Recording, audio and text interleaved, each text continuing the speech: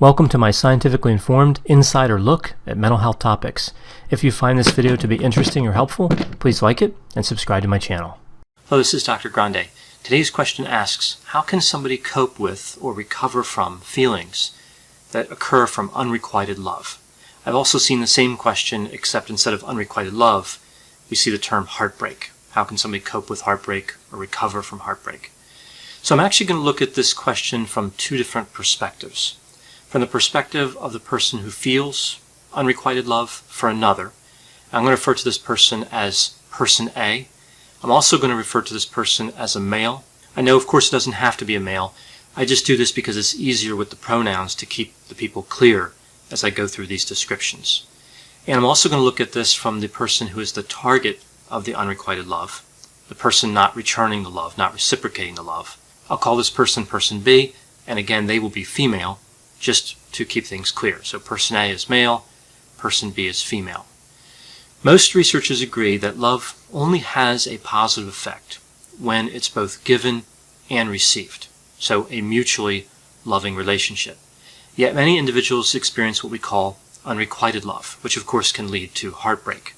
Other things can lead to heartbreak as well. Unrequited love is when somebody loves someone who does not love them back, or I suppose, who cannot love them back. I think a paradox exists in this term, but I'll talk about this a little later on in the video. So unrequited love is not simply disappointment. Everyone feels that.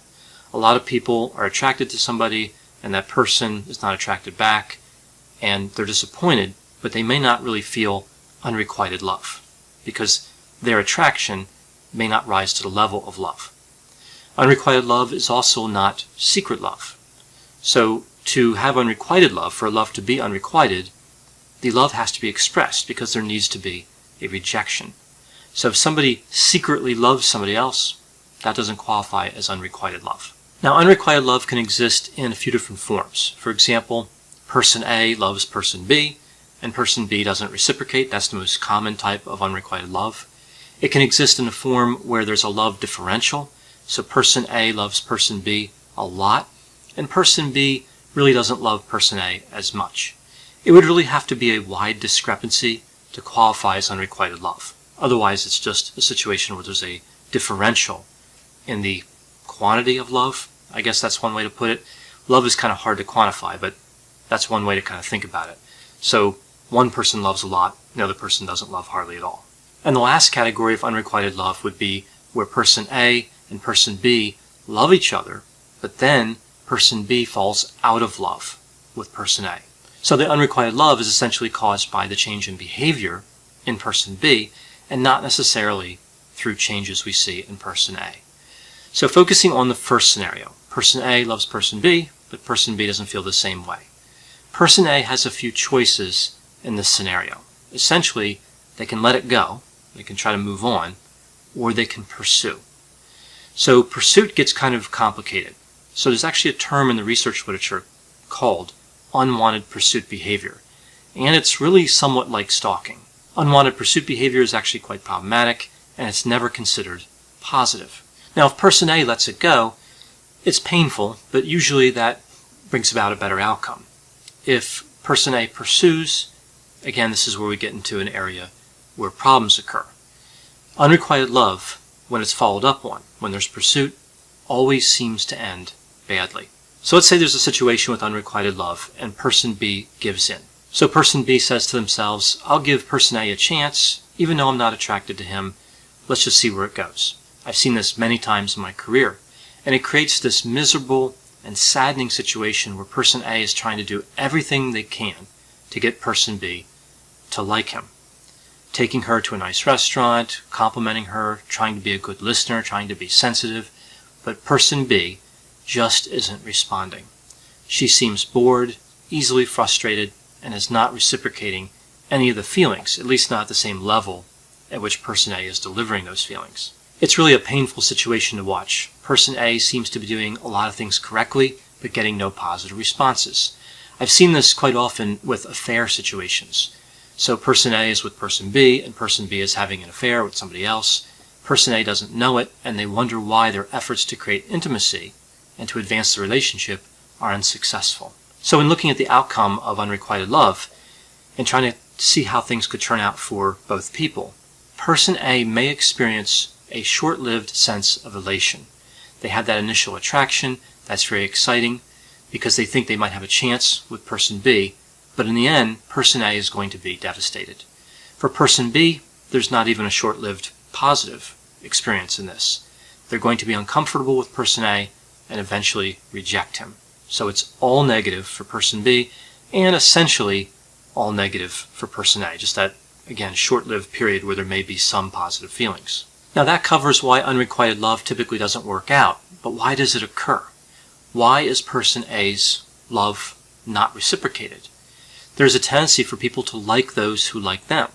So attraction can elicit reciprocal attraction. This is actually quite common. Well, there are several theories as to why unrequited love occurs. When we look at the research on romantic attraction, we see that people often desire the most desirable people, which of course makes a lot of sense. But eventually people settle into relationships with partners who are on about the same level when it comes to attractiveness. The most attractive people have a lot more choices, and eventually they tend to end up with other highly attractive people, leaving less attractive people to pair up with one another. It seems harsh and a little bit cruel, but it is the way of the world. And this means that there are a lot of less attractive people who will be disappointed in that initial attraction to more desirable partners. And this is where we get the idea of unrequited love. Another reason that unrequited love may occur may have to do with relationships that start out as friendships. Romantic love essentially depends on the presence of physical attractiveness, and of course friendship does not. What happens here is the people become friends with other people even though they're not well matched in terms of romantic desirability. From that friendship we can see a level of intimacy develop, so the people start to like one another. The presence of this intimacy may drive the less attractive person to develop feelings for the more attractive person. So, using person A and person B here, person A starts to develop feelings for person B, even though the two are just friends. So this covers why unrequited love occurs. But what happens afterward? What are the consequences of unrequited love? Well, we see several consequences for person A. Humiliation, shame, guilt, frustration, questioning one's own judgment. Why did person A pursue person B? Questioning one's own worth. Why did person B reject person A? Feeling undesirable, feeling worthless, and to some extent, losing faith in humanity, losing faith in the way that people are attracted to one another and how meaningful relationships can develop. So essentially, this whole situation of attraction and romance starts to seem quite shallow. Now those are the consequences for person A, but what about person B? Well, on the side of person B, we see guilt and maybe some justifying of actions. Person B might feel shallow. They might feel guilty. They may feel guilty about lying, if in fact she lied. We see from the research literature that the reason that person B gives to person A for the rejection is usually not the true reason. The vast majority of the time, the true reason is a lack of physical attractiveness. So to put it bluntly, person B believes that she can do better. So an honest answer would be, I don't want to settle, which of course is what sometimes person B would say, but it seems harsh, although it is technically true. However, the reason usually given is something more logistical. She may claim that she has another partner, so even though she's dating this one person, person A, this whole time along there's been this other partner that she likes better. It's not always easy to believe, but it's one of the reasons that are given. We see that person B may say that person A is too good for her. This is the old, it's not you, it's me kind of deal, right? Again, quite common. Or she's not ready for a relationship, right? So person B might say that to person A. So from the nature of unrequited love and looking at some of the consequences, I have some thoughts on what person A and person B may want to consider, right? What may they do to cope with and recover from these situations of unrequited love and heartbreak? On the side of person A, what seems to make sense here is just letting person B go, right? You can't make somebody love you. In the early stages of attraction, people are really focused on themselves. It's not really a caring phase. It's kind of a selfish phase.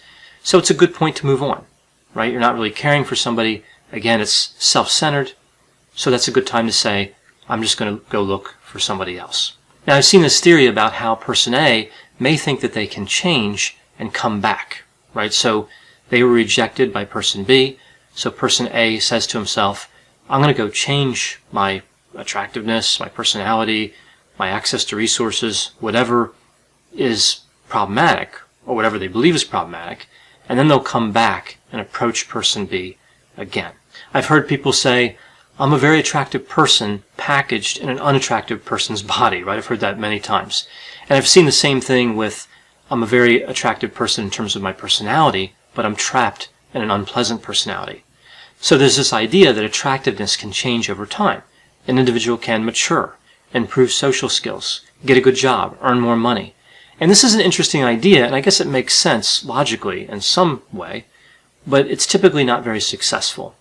I think because of the time span, and once somebody rejects somebody else, it's kind of hard to get a different decision, right, on that particular relationship. So person B is not likely to change her mind. So those are my thoughts for person A. What about person B? I would say for a person in person B situation, be direct. It's painful, but it's better in the long run. There's really no sense in leading someone on. It's better just to reject person A quickly and decisively. Now, sometimes what happens is that person B really likes the unrequited love. It's good for their self-esteem, but this is destructive ultimately for both people. So before I talked about how I thought unrequited love is really a paradox. The term itself is a paradox. And I want to cover that and a few other thoughts about this concept of unrequited love. If person A could force person B to love him, would he do it? If he would, is that really love? So what this really comes down to is, what is the nature of love? If unrequited love is real love, then person A may be able to respect the choice made by person B. Perhaps real love is strong enough to let somebody go. I think real love is a bit like scaffolding on a building, right? As we see construction workers put up scaffolding so they can paint a building or side it or whatever, they have to make sure that the scaffolding is level. And when they raise the height of it, they have to raise both sides at the same time. And I think, again, love kind of works this way. As person A starts to love person B, before that love goes too far, person B is going to start to love person A. So it's going to level out that platform, right? At least mostly. If one person loves the other more, way more, then we're going to see it becomes lopsided. The relationship becomes lopsided. And just like lopsided scaffolding, we're going to see that relationship fail. This is when we see that love can become unrequited love, a desire to make someone feel a certain way, and maybe that's not love at all. In its most productive form, unrequited love is really a temporary experience that moves somebody to break off a relationship, right? That's, I think, the purpose of unrequited love. It's not to begin pursuing. It's not to try to win somebody over when they can't be won over. The only possible positive outcome in reality for unrequited love is that unrequited love ending, and I guess there's a learning experience and a learning value that can occur as well. So I know when I talk about topics like unrequited love and heartbreak, there'll be a variety of opinions. Please put any opinions and thoughts in the comments section. They're sure to generate really interesting dialogue. As always, I hope you found this discussion of unrequited love to be interesting. Thanks for watching.